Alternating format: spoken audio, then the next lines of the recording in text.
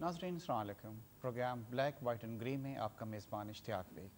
5 जुलाई का दिन पाकिस्तान की तारीख का एक स्याह तरीन दिन है। ये वो दिन है जब एक जनरल ज़ियाउल हक़ ने एक मुंतखब हुकूमत पे शब खून मारा, आइन को तोड़कर आवाम के हकूक़ को नस्ब किया और कहा कि आइन मेरे लिए कागज़ का एक टुकड़ा है। मुल्क में इस्लामी निज़ाम का नारा लगाकर कौम को मज़हब और लसानी बुनियादों पर लड़ाया। मुल्क में कलाशनकोव और हेरोइन का कल्चर आम हुआ। आवाम के मकबूल लीडर जुल्फ़िकार अली भुट्टो पे गलत मुकदमा बनाया गया और कोर्ट के ज़रिए एक गलत फ़ैसले के ज़रिए उन्हें फांसी पर लटका दिया गया। अपने इक़्तिदार को तूल देने के लिए उन्होंने अमेरिका के इशारे पे पाकिस्तान को अफ़गानिस्तान, जहाँ पे रूस ने उस वक्त मुदाखलत की हुई थी, उसमें भी झोंक दिया। दुनिया भर से शिद्दत पसंदों को पाकिस्तान लाया गया, ट्रेनिंग दी गई और इनको अफ़गानिस्तान भेज दिया गया, जहाँ पे उन्होंने सोवियत ऑक्यूपेशन के ख़िलाफ़ जो है वहाँ पे जिहाद किया और वहाँ से आखिर के अंदर सोवियत को मुल्क छोड़ के जाना पड़ा। मगर बाद में सब दहशतगर्द, इनको चाहिए था कि उनको उनके मुल्कों को भेज दिया जाता, वो पाकिस्तान में ही रह गए और ये जो था उन्होंने पाकिस्तान में दहशतगर्दी की कार्रवाइयाँ जो थी शुरू कर दी। और ज़ियाउल हक़ का 11 साल का जो दौर रहा वो बहुत सख्त मार्शल लॉ का दौर था। इससे ज़्यादा मिसाल कहीं नहीं मिलती कि कई लोगों को सड़कों पे कोड़े लगाए गए, जेलों में डाल दिया गया। जिस आदमी ने भी डेमोक्रेसी की बात की, चाहे वो एक आम लीडर हो या चाहे कोई साथी हो, चाहे उनका अपना कोई जनरल हो, उन्होंने उसको बहुत सख्ती से निपटा। मगर 11 साल बाद जब अमेरिका ने, जिनके बैकिंग के ऊपर वो 11 साल तक हुकूमत करते रहे, उनकी ज़रूरत को महसूस नहीं किया तो तैयारी के एक हादसे के अंदर वो मर गए। जनरल ज़ियाउल हक़ का 5 साल का जो दौर था वो बहुत ज़्यादा सख्त दौर था और उसके बाद फिर अफ़गानिस्तान का जो दौर रहा उसके अंदर बहुत सारे उनके साथियों ने खुद ही फ़ैसले किए, जिसके अंदर किसी को भी पार्टीज़ को भी, जो पॉलिटिकल पार्टीज़ थी, उनको इन्वॉल्व नहीं किया। 5 जुलाई का जो इक़दाम था ज़ियाउल हक़ का, आज वो हमारे प्रोग्राम का मौजू है और इस पर डिस्कस करने के लिए हमने अपने स्टूडियो में दावत दी है। मेरे साथ तशरीफ़ रखते हैं जस्टिस रिटायर्ड शाइक उस्मानी साहब, आप साबिक जज हैं हाई कोर्ट के, और लाहौर स्टूडियो में मेरे साथ तशरीफ़ रखते हैं ग़ुलाम मुस्तफ़ा खर साहब, साबिक गवर्नर हैं और पंजाब के, और भुट्टो साहब के करीब साथियों में उनका शुमार होता है। मैं आप लोगों को, मेहमानों को वेलकम कहता हूँ। और शाइक उस्मानी साहब, जैसे आपने इंट्रो में देखा कि उन्होंने पाकिस्तान की, आप हिस्ट्री पे जाएं तो अक्सर आप देखेंगे कि तख्ते उल्टे गए जो मुंतखब हुकूमतों के थे और जर्नल्स ने, ख़ास तौर पे चीफ़ ऑफ आर्मी स्टाफ्स ने ऐसा किया, एक बार नहीं कि कई बार किया। आइन को तोड़ा, लोगों के हकूक़ को इन्होंने पामाल किया और ये कहा कि आइन मेरे लिए कागज़ का एक टुकड़ा है। मगर साथ साथ ये भी देखा गया कि इन तमाम चीज़ों में अदलिया ने इनका साथ दिया, चाहे वो ज़ियाउल हक़ साहब हों, चाहे वो मुशर्रफ साहब हों। अदलिया ने, उन्होंने जो चीज़ की उसको कंफर्म किया और उनको पावर्स दी और जिसकी वजह से उनकी हौसला अफजाई हुई।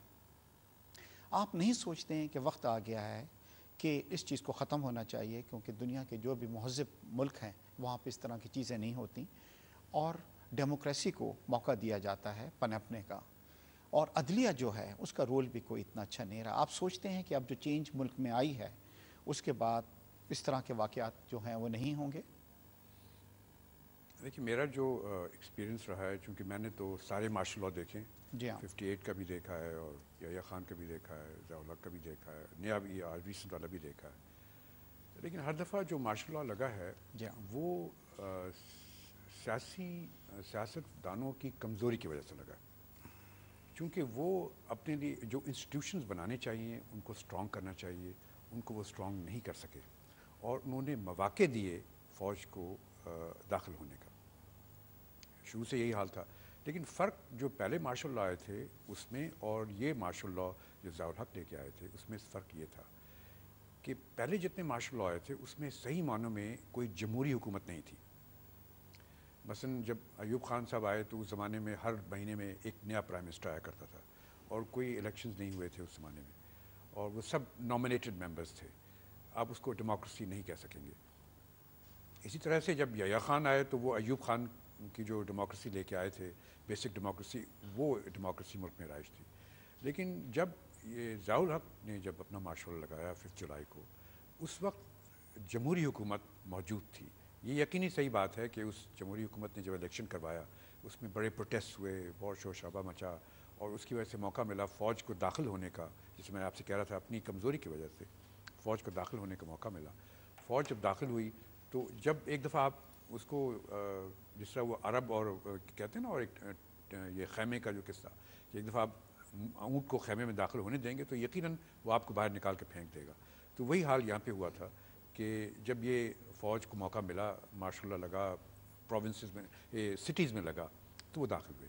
لیکن یہ بھی بات اپنی جگہ ہے کہ جو سیاست دان تھے اس وقت جو پروٹیسٹ کر رہے تھے وہ سب ایک نتیجے پہ پہنچ گئے تھے اور ایک کمپرومائز طے ہو گیا تھا کہ فریش الیکشنز ہوں گے۔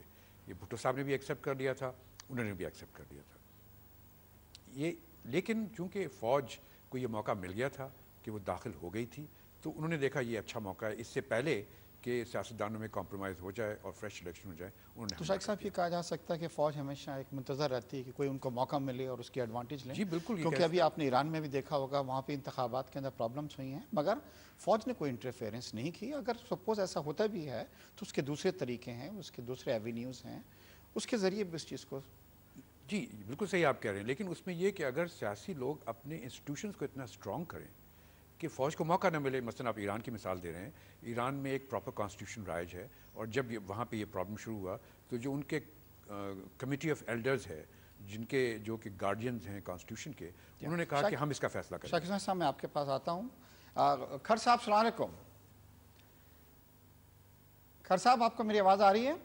جی بالکل آ رہی ہے۔ اچھا کھر صاحب، آج ہم 5 جولائی کا دن ہے اور یہ پاکستان کی تاریخ کا ایک بدترین باب ہے۔ یہ وہ دن ہے جب ایک جنرل نے ایک منتخب حکومت پہ شب خون مارا۔ آپ اس وقت بھٹو صاحب کے بہت قریبی ساتھیوں میں تھے، اور ضیاء الحق کو جو لوگ جنرل ان کی جو سینئرٹی تھی وہ اتنی زیادہ نہیں تھی، وہ شاید 4-5ویں نمبر پہ تھے، مگر بعد میں ان کو سپرسیڈ کر کے ان کو چیف آف آرمی اسٹاف بنایا گیا۔ ان میں جو رفقا جو بھٹو صاحب کے تھے ان میں آپ بھی شامل تھے، اور یہ تاریخ نے دیکھا ہے کہ عام طور پر ان لوگوں کو، جیسے مشرف صاحب کو بھی جب بنایا گیا سپرسیڈ کر کے، تو انہوں نے بھی وہی چیز کی جو ضیاء الحق نے کی تھی۔ تو کیا آپ سوچتے ہیں کہ صحیح ڈیسیجن تھا یہ بھٹو صاحب کا یا آپ لوگوں کا کہ ان کو سپرسیڈ کر کے اس بیسس پہ بنایا گیا کہ وہ بہت مطلب اچھے چیف آف آرمی اسٹاف ثابت ہوں گے؟ لیکن یہ جو آپ فرما رہے ہیں کہ میں اس وقت بھٹو صاحب کے ساتھ شامل تھا، میں اس وقت بھٹو صاحب کے ساتھ نہیں تھا، میں بلکہ کوئی ایسی چیزیں تھی کہ میں علیحدہ تھا۔ اور بھٹو صاحب سے جب میری ملاقات ہوئی تو میں نے ان سے اس بات پہ احتجاج کیا، جب میری ان کی بات ہوئی اور صلح ہوئی تو میں نے کہا کہ جناب آپ نے یہ کیا کیا ہے کہ اس کو ضیاء جیسے شخص کو آپ نے سپرسیڈ کر کے اور اس کو آپ نے اس میں کیا دیکھا ہے؟ تو مجھے کہنے لگے کیونکہ آپ نے جو مجھے سنا رہے ہیں چیزیں، یہ تو ایسی چیزیں ہیں کہ اس کو تو کم از کم 6 گھنٹے کا ڈسکشن چاہیے، تو اس کے بعد آپ کو صحیح یا قوم کو پتہ چلے گا کہ ہے کیا۔ بھٹو صاحب نے یہ فیصلہ کر لیا تھا کہ تکہ خان کے بعد ہمارا کمانڈر ان چیف کون ہوگا، اس کو آپ چیک کر لیں۔ اور مجھے کہا تھا کیونکہ آپ پنجاب سے ہو اور ہمیں پنجاب سے رکھنا ہے کمانڈر ان چیف، تو مجھے کسی ایسے شخص کا نام بتائیں جو آنریبل ہو، کمپیٹنٹ ہو۔ تو میں نے ان کو نام سجیسٹ کیا تھا جنرل مجید کا۔ پھر